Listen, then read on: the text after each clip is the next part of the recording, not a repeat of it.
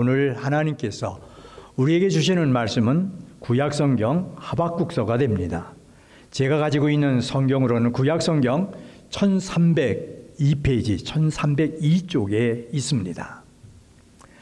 할 수 있는 대로 여러분들께서 성경을 다 펴셔서 우리 함께 읽어가도록 하겠습니다.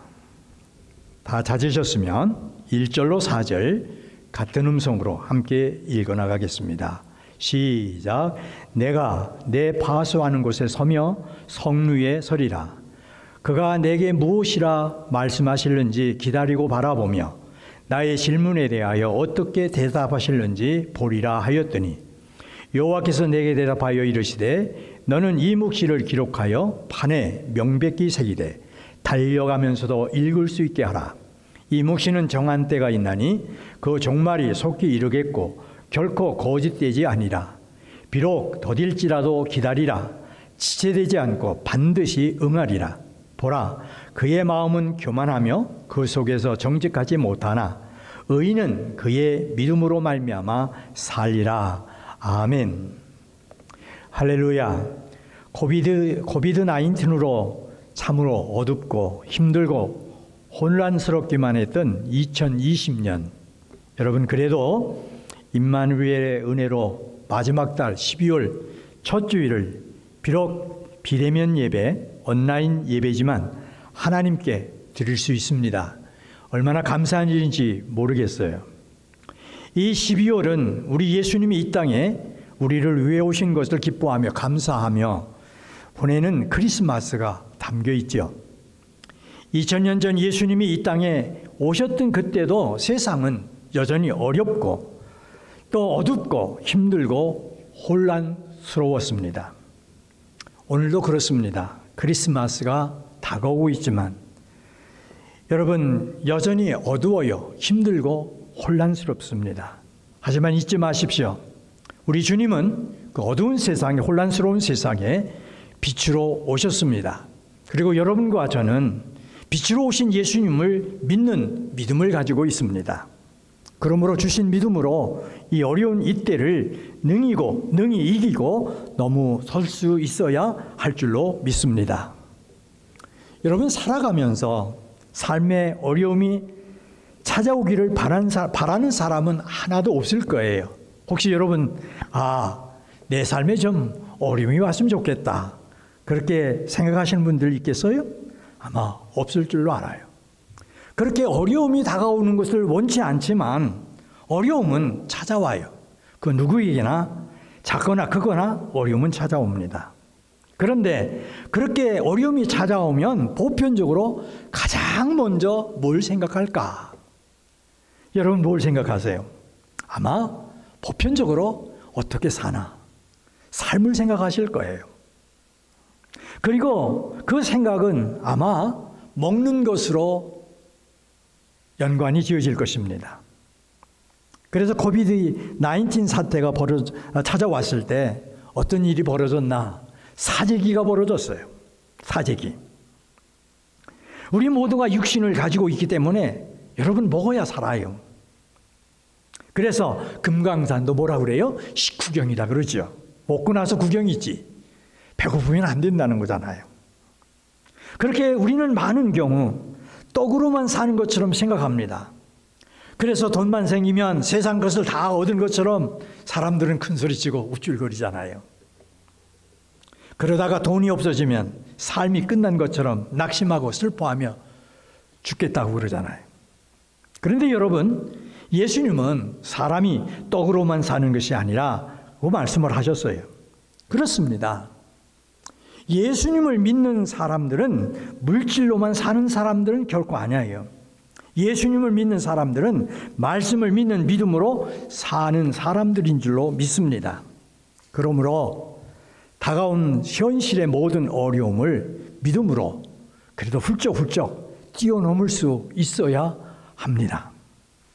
오늘 말씀은 영적으로, 윤리적으로 북왕국인 이스라엘과 남왕국인 유다가 타락할 대로 타락해서 죄악으로 허우적대고 있는 그 현실을 하나님의 종 학개가 바라보면서 너무너무 두렵고 떨렸어요. 하나님의 심판이 임할 것을 염려하고 걱정한 나머지 그래서 그는 성문에 올라가서 하나님께 부르짖었습니다. 하나님, 어찌 된 일입니까? 그래, 내 백성이 이리로 망해야 하는 겁니까? 하나님, 내 백성을 어떻게 하실 겁니까? 그렇게 부르짖었는데 그에게 하나님이 다음과 같이 응답을 하셨다는 내용을 담고 있습니다. 기다려라. 정한 때가 있으니 그래도 믿음을 붙들고 믿음으로 살아라. 의인은 믿음으로 사는 것이다. 그 무서운 심판이 다가올 것이다. 그러나 믿는 사람이 믿음으로 살면 이 심판을 넘어서 구원을 경험하는 역사가 기필코 있을 것이다. 밝은 아침의 나라, 메시아의 나라가 임하는 것을 너는 보게 될 것이다. 무슨 말씀일까? 어려운 때, 힘든 때, 혼란스러운 때이지만 그래도 하나님을 믿는 믿음을 가진 사람들은 그런 중에서도 주신 그 믿음으로 살아야 한다. 그 믿음으로 살면 구원을 경험할 것이다 라고 하는 말씀이죠. 그렇다면 여기서 말씀하는 그 믿음은 무엇을 말할까? 그것은 미래지향적인 것을 말합니다. 현실을 넘어서게 해주는 힘이 된다는 것을 말합니다. 모든 형편과 상황을 넘어서게 해주는 능력이 된다는 것을 의미합니다. 오직 밝은 미래, 저 높은 곳을 향해 나아가게 해주시는 소망이 된다는 것을 말씀합니다. 그러므로 그 믿음을 가진 사람은 그 믿음을 붙들고 나가야 하고 그렇게 하면 오늘의 두려운 현실을 뛰어넘을 수 있다는 것입니다. 여러분, 자녀를 향해 사랑의 회초리를 들어보셨습니까? 자녀를 향해 얼굴을 붉히며 꾸중을 해보셨습니까? 자녀를 향해서 드는 회초리는 사랑의 회초리죠. 자녀를 향해 얼굴을 붉히고 큰소리하는 것은 사랑의 꾸짖음입니다. 그처럼 우리가 당하고 있는 오늘의 어려움과 고난 그리고 혼란스러움 거기에도 우리를 위하시는 하나님의 사랑과 긍휼이 있고 하나님이 이루시려는 섭리가 있고 뜻이 있습니다. 그러므로 믿음을 가진 사람들은 어려움과 고난 그리고 혼란 속에서도 그 믿음으로 주신 약속을 붙들고 살아갈 수 있어야만 합니다. 이런 이유로 성경은 믿음은 보배라고 말씀합니다. 하나님의 은혜의 선물이라고 말씀해주고 있는 줄로 믿습니다. 여러분, 리빙스톤을 잘 아시잖아요. 아프리카에서 16년 동안 사역을 하고 잠시 고향을 방문하게 되죠. 그런데 그 16년 동안 자그마치 27번이나 열병을 앓으며 죽음의 문턱을 오가느라고 항상한 뼈만 가진 모습으로 방문하게 됐어요. 거기에 더해서 사자에게 물려서 간신히 붙어있는 이 오른쪽 팔이 그냥 허늘허늘 그냥 달려있는 그런 초라한 모습으로 고향을 찾아왔어요. 그때 그를 만난 모두가 그런 리빙스톤의 초라한 모습을 보면서 엉엉 울었다고 기록은 우리에게 말해주고 있습니다. 그런 모습으로 고향을 방문해서 어느 날 대학 강의에서 강의를 하게 됐는데 강의를 듣던 학생들로부터 이런 질문을 받았다고 합니다. 선교사님, 아프리카 그 오지에서 그 무서운 고통을 어떻게 이겨낼 수가 있었습니까? 그 외롭고 고독하고 무서운 곳에서 그 많은 시련을 어떻게 견딜 수 있었습니까? 질문을 받은 선교사님, 담담하게 이렇게 대답을 했다고 전해지고 있습니다. 볼지어다 내가 세상 끝날까지 너희와 항상 함께 있으리라 하신 그 말씀을 꽉 부여잡고 그 말씀을 믿고 살고 힘을 얻고 용기를 얻었기에 오늘 제가 여기에 있을 수 있었습니다. 여러분, 이 리빙스톤의 대답 중에 아주 중요한 말씀이 있잖아요. 그 말씀을 꼭 부여잡고 그 말씀을 믿고 살고 그 말씀으로 힘을 얻고 용기를 얻었기에 여러분 말씀을 붙들고 믿는 믿음이 얼마나 중요한가 하는 교훈을 여러분과 제게 던져주고 있습니다. 여러분 본문 4절 말미에 의인은 믿음으로 말미암아 살리라는 말씀이 있어요. 우리 모두가 너무너무나 잘 알고 있는 말씀이죠. 말틴 루터는 이 말씀을 붙들고 종교개혁을 이룰 수가 있었어요. 그런데 로마서에 인용된 헬라어 본문을 보거나 히브리어로 되어 있는 오늘 본문을 보거나 이 말씀은 두 가지 해석이 가능합니다. 즉 하나는 믿음으로 말미암은 의인은 살리라는 해석이 될 수 있고 다른 하나는 의인은 믿음으로 살리라는 말씀이 될 수 있습니다. 어떻기에 비슷한 것 같지만 문장으로 보면 분명하게 다릅니다. 왜 그렇게 다를까? 그것은 믿음으로 산다고 하는 헬라어 에크피스테오스라고 하는 말을 주어에 갖다 붙이느냐 동사에 갖다 붙이느냐에 따라서 달라지기 때문에 그렇습니다. 그런데 여러분 믿음으로 말미암은 의인은 살리라. 믿음으로 말미암은 의인은 살리라고 하면 닥줄인 교리가 됩니다.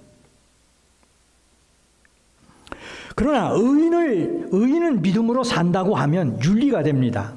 그리고 의인은 그 믿음으로 말미암아 살리라고 하면 교리와 윤리가 합쳐진 아주 중요한 복음의 요소가 됩니다. 그러면 여기서 말씀하고 있는 그 믿음은 무엇일까? 그 믿음으로 산다는 것은 무엇을 의미할까? 아주 중요해요. 첫째로 믿음이 있으면 기다린다라는 것을 의미합니다. 믿기 때문에 기다릴 수 있는 거예요. 믿음이 있어서. 우리 서로에게도 마찬가지잖아요. 부족한 것이 있어요. 연약한 것이 있어요. 넘어지기도 하고 실수도 하고 실패도 합니다. 그러나 내가 함께하는 그 사람에게 대해서 믿음이 있으면 기다려줘요. 오늘 실패했지만, 오늘 실수했지만 내일은 잘할 거라고. 그렇습니다. 믿음이란 이런 것이에요. 믿음이 있으면 약속이 이루어질 줄 믿어요. 여유도 생기고 평안함도 생깁니다. 지금은 이해되지 않지만 그러나 믿습니다. 믿음으로 받아들이는 거예요. 믿음으로 바라봅니다. 그래서 마음에 여유가 생기고 평안이 생깁니다. 그러므로 한마디로 여기서 그 믿음은 뭘까? 믿음으로 받아들이고 기다리고 바라보는 것을 의미해요. 상황과 형편, 모든 처지에서 마찬가지죠. 그런데 3절에 말씀하죠. 정한 때가 있나니. 무슨 말씀일까? 하나님이 정하신 때가 있다는 것입니다. 이를 당하면 우리는 초조해야 합니다. 조바심이 나죠. 그런데 하나님이 정하신 때, 하나님의 때가 있다고 하십니다. 그러므로 그 때가 언제일지 모르지만 여러분 우리는 믿고 기다리는 그 믿음을 가질 수가 있어야 된다는 거예요. 여러분 마태복음 24장을 보면 예수님께서 마지막 때에 있을 징조들을 말씀해 주시면서 34절로 36절을 통해서 이렇게 말씀해 주시죠. 내가 진실로 너에게 말하노니 이 세대가 지나가기 전에 이 일이 다 일어나리라. 천지는 없어질지언정 내 말은 없어지지 아니하리라. 그러나 그 날과 그 때는 아무도 모르나니. 참 중요한 말씀이에요. 하늘의 천사들도 아들도 모르고 오직 아버지만 아시느니라. 여러분 그 날과 그 때는 아무도, 하늘의 천사들도 심지어 예수 그리스도 하나님의 아들도 모르시고 오직 아버지만 아신다. 오직 아버지만 아신다 라고 우리 주님은 말씀하셨어요. 그러면서 더군다나 이렇게 말씀하시죠. 천지는 없어질지언정 이 내 말은 없어지지 아니하리라. 여러분 그러니 어떻게 해야 되겠어요? 주님이 이때 오실까 저때 오실까 걱정하지 말고 근심하지 말고 오신다고 하셨으니 우리는 어떻게 해요? 기다려야 하죠. 기다려야 합니다. 그런데 믿고 기다리지 못하고 예수님이 몇 년, 몇 월, 며칠에 오신다고 하는 사람들의 말을 믿고 이리 쫓아가고 저리 쫓아갔다가 망한 사람들이 지금까지 얼마나 많아요. 2단, 3단 빠져버렸어요. 아니 지금도 그러는 사람들이 우리 주변에 많습니다. 여러분, 현실이 아무리 힘들고 어렵고 혼란스러워도 신실하신 하나님의 경륜을 따라 겸손과 온유한 심령으로 하나님이 정하신 그때를 기다리는 것이 믿음입니다. 잊지 마세요. 오늘도 우리가 그 어려운 때를 지나고 있지만 그래도 이때 여러분과 제가 참고 기다리고 온유한 마음으로 바라봐야 될 것은 믿음을 가지고 하나님이 어떻게 일하시는지 하나님의 뜻을 헤아릴 수 있어야 될 줄로 믿습니다. 둘째로 그 믿음으로 산다는 것은 아직 가보지 않은 미래를 가보는 것, 가보지 않은 미래를 오늘 살아가는 것을 말합니다. 지금 내가 있는 이 시점에서 먼저 가보는 거예요. 내가 지금 젊습니다. 하지만 나이 들어서 늙었을 때를 생각해 보는 것입니다. 내가 여기 있지만 저기를 생각해 보는 것입니다. 얼마 전에 방송을 들었어요. 10시 정도에 방송을 들었는데 거기서 그 방송을 인도하는 사람이 이런 말을 하더라고요. 그 사람이 어디서 인용했다는 말은 잘 모르겠어요. 중간에 들어갔기 때문에. 근데 그러더라고요. 사람은 내가 지금 어디를 가고 있는지를 점검해 봐야 합니다. 그러더라고요. 그 순간 제가 퍼뜩 생각을 해봤어요. 나는 지금 어디쯤 가고 있지? 그러다 보니까 내 나이 70 중반이라는 말이에요. 내 나이가 70 중반쯤 왔네. 근데 시편 90편에 있는 말씀이 내게 딱 다가오는 거예요. 거기 뭐라고 그러셨어요? 우리의 인생의 나이를 강건하면 인생의 나이를 70인데 강건하면 80이라고 그랬더라고요. 70에서 80 중간에 있네. 나는 다 달려왔구나. 그런 생각을 해봤어요. 무슨 얘기인지 아세요? 이해를 돕도록 해주시기 위해서, 해드리기 위해서 제가 말씀드리는 거예요. 오늘 내가 젊지만 내가 늙었을 때를 생각해보고 내가 여기 있지만 내가 하나님 앞에 쓸 것도 또 생각해보고 미리 가보는 것이 필요하다는 것이죠. 여러분, 바울 사도는 고린도후서 1장 14절을 통해서 이렇게 말씀합니다. 너희가 우리를 부분적으로 알았으나 우리 주 예수의 날에는 너희가 우리의 자랑이 되고 우리가 너희의 자랑이 되는 그것이라. 무슨 말씀일까? 아직 그리스도의 날이 오지 않았지만, 아직 그리스도의 날을 가보지 않았지만 지금 여기서 믿음으로 그때를 가보고 있다는 거예요. 그 날이 되면 우리에게는 너희가 자랑거리가 될 것이라고 하는 것을 내가 믿고 내가 바라보고 있다는 거예요. 가보진 않았지만, 그때가 되지는 않았지만 지금 여기서 믿음으로 그때를 가보고 그 날이 되면 우리에게는 너희가 자랑거리가 될 것이라. 그것을 믿음으로 바라보고 있다는 말씀이죠. 그래서 지금 있는 여기서 그때 즉 그리스도께 다시 오실 그날을 미리 가보고 여기서 즐거워하고 평안을 누리고 있다는 것입니다. 여러분과 저에게도 이것이 필요한 것이에요.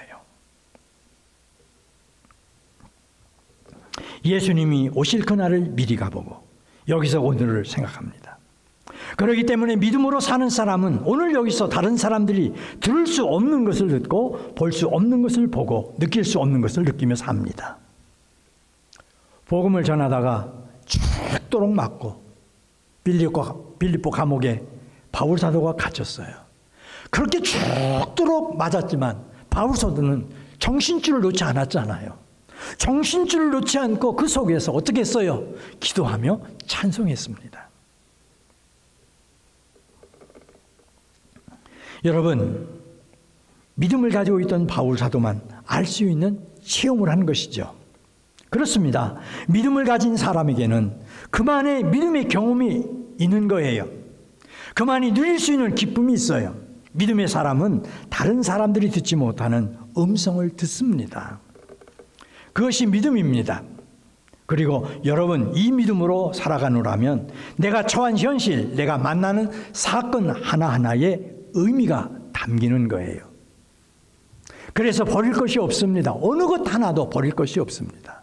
실패했든지 성공했든지 잘했든 못했든 또 누구를 만났든 무슨 일을 했든 거기에 다 의미가 담겨지게 돼 있는 거예요. 그래서 뭐가 생기죠? 간증이 생기는 거예요. 간증을 내가 가지게 되는 겁니다. 에스더를 읽다가 보면 모르드게가 에스더에게 이런 말을 했어요. 네가 왕위의 자리를 얻은 것이 이때를 위함이 아닌지 누가 알겠느냐. 무슨 말씀일까? 에스더가 얻은 왕위의 자리, 에스더가 모르는 어떤 의미, 그것이 거기에 있다는 거예요. 그 자리에. 너는 왕후가 됐다고 기뻐하지만 아니다. 하나님께서 너에게 왕위의 자리를 주신 거기에 하나님의 계획과 뜻이 있을 것이다. 그 자리에. 그 얘기예요. 네가 왕위의 자리에 있는 그때도 너는 모르지만 하나님이 작정하신 무슨 때가 거기에 담겨져 있을 것이라는 거예요. 그것을 알아야 된다는 거예요. 그처럼 여러분과 제게도 지금 있는 이 자리, 지금 살아가고 있는 이 시간, 지금 경험하고 있는 이 사건에 하나님의 뜻이 담겨 있을 수 있다는 것을 여러분과 저는 기억해야 할 줄로 믿습니다. 그러므로 그만큼 여러분 이 시간 이 자리 이 사건 모두를 어떻게 소중히 여길 수 있어야 돼요. 지금 만나는 사람이든 지금 내가 있는 이 자리 이 시간이든 모두를 소중히 여길 수 있어야 합니다. 그러면 이 시간 이 자리 이 사건 속에서 하나님의 신실하심을 경험하게 될 것이고 하나님의 약속이 성취되는 것을 경험하게 될 줄로 믿습니다. 여러분 오늘 본문을 담고 있는 이 하박국서 마지막 장을 열어보면 하나님의 심판의 소식을 듣고 하박국 선지자는 내가 들었으므로 내 창자가 흔들렸고 창자가 흔들렸대요. 얼마나 무섭고 두렵고 떨렸으면 그 목소리로 말미암아 내 입술이 떨렸도다. 무리가 우리를 치러 올라오는 환난 날을 내가 기다림으로 썩이는 것이 내 뼈에 들어왔으며 내 몸은 내 처소에서 떨리는도다. 너무너무 두렵고 무서웠다는 것이죠. 그런데 이어서 이렇게 고백하죠. 비록 무화과나무가 무성하지 못하며 포도나무에 열매가 없으며 감람나무에 소출이 없으며 밭에 먹을 것이 없으며 우리의 양이 없으며 외양간에 소가 없을지라도 나는 여호와로 말미암아 즐거워하며 나의 구원의 하나님으로 말미암아 기뻐하리로다. 주 여호와는 나의 힘이시라. 나의 발을 사슴과 같게 하사 나를 나의 높은 곳으로 다니게 하시리로다. 지금 심판이 다가오고 있어. 너무 두렵고 떨려. 정말 심판이 내 현실에 다가온다고 한다면 여기 말씀하고 있는 대로 아무것도 기대할 수 없는 그런 현실이 될 텐데 근데도 뭐라고 얘기를 합니까? 나는 믿음으로 하나님을 기뻐하리라는 거예요. 하나님을 감사하리라는 거예요. 왜? 하나님께서 그 힘으로 뛰도록 만들어 주실 것이기 때문에. 여러분 이 말씀은 하박국 선지가 하나님의 메시지를 듣고 선포하고 있던 그 현실이 얼마나 힘들었었는지 보여주고 있어요. 어려운 현실이었어요. 힘들고 가늠할 수 없는 그런 현실이었어요. 그러나 말씀드린 대로 그는 여호와의 구원을 바라보며 믿음으로 어떻게 했어요? 기뻐했어요. 하나님께서 나로 하여금 뛰며 찬양하게 해줄 것이다. 넉넉히 넘어서게 해주실 것이다. 그 구원을 바라보면서 오늘 본문 마지막을 장식하고 있는 이 말씀, 의인은 그의 믿음으로 말미암아 살리라. 이 말씀을 주고 있는 거예요. 그는 이 말씀을 붙들고 찬양할 수 있었던 것입니다. 사랑하는 여러분, 2000년 전에 예수님이 이 땅에 성탄을 통해 오셨을 그때에 주님은 어둠을 몰아내려고 오셨다고, 빛으로 오셨다고 성경은 여러분과 저에게 말씀해 주고 있어요. 그리고 마태복음 4장 16절은 예수님이 이 땅에 오신 그때를 흑암에 앉은 백성이 큰 빛을 보았고 사망의 땅과 그늘에 앉은 자들에게 빛이 비친 것이라고 전해주고 있어요. 오늘의 현실도 그렇습니다. 모두가 코로나 바이러스가 덮고 있는 암울한 현실에 앉아 있습니다. 사망의 땅, 사망의 그늘 아래 있습니다. 매일 뉴스를 읽으면 사람 죽어가는 얘기, 사람이 병원에 들어갔다는 이야기들을 우리에게 전해주고 있어요. 정말 힘들고 두렵고 혼란스럽습니다. 하지만 우리에게는 하나님이 선물로 주신 뭐가 있어요? 믿음이 있습니다. 이 믿음의 선물로 우리는 구원을 얻은 하나님의 사람들입니다. 건비친 예수님을 모시고 사는 사람들입니다. 그러므로 하박국 선지가 하나님의 진노, 하나님의 심판이 있지만 믿음을 가지고 하나님의 구원을 바라보고 하나님으로 말미암아 즐거워하고 기뻐할 뿐만 아니라 높은 곳으로 다니게 해주실 하나님으로 힘을 삼았던 것처럼 이 혼란스럽고 두렵고 떨리는 현실에 빠져들지 말고 우리도 이 믿음으로 하나님의 구원을 바라보며 하나님으로 즐거워하고 기뻐할 뿐만 아니라 높은 곳으로 다니게 해주실 하나님으로 힘을 삼고 살아갈 수 있어지기를 주 예수 그리스도의 이름으로 간절히 축복합니다. 기도하겠습니다. 하나님 아버지, 오늘도 말씀을 주시되 말씀을 전하고 말씀을 들을 수 있는 입과 귀를 주심을 감사합니다. 하나님은 믿음은 불로 연단하여도 없어질 금보다 더 귀하다고 말씀해 주셨습니다. 그 믿음이 예수 그리스도께서 나타나실 때에 칭찬과 영광과 존귀를 얻게 해 주실 것이라고 말씀해 주셨습니다. 세상을 이기는 승리는 우리의 믿음에 있다고도 말씀해 주셨습니다. 사랑하시는 아버지 하나님, 이 시간 간절히 간구하고 원하는 것은 우리 모두가 이 믿음을 가지고 어렵고 힘들고 혼란스러운 때이지만 그래도 이 믿음을 가지고 살아가게 해주시고 오늘의 현실을 넉넉히 넘어서서 칭찬과 영광과 존귀를 주님으로도 얻게 해 주옵소서. 이루어 주심을 믿습니다. 감사하오며 존귀하신 우리 주 예수 그리스도의 이름으로 간절히 기도드립니다. 아멘.